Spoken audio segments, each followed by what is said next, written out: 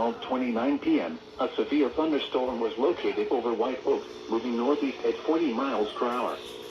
Expected hazards include 60 miles per hour wind gusts.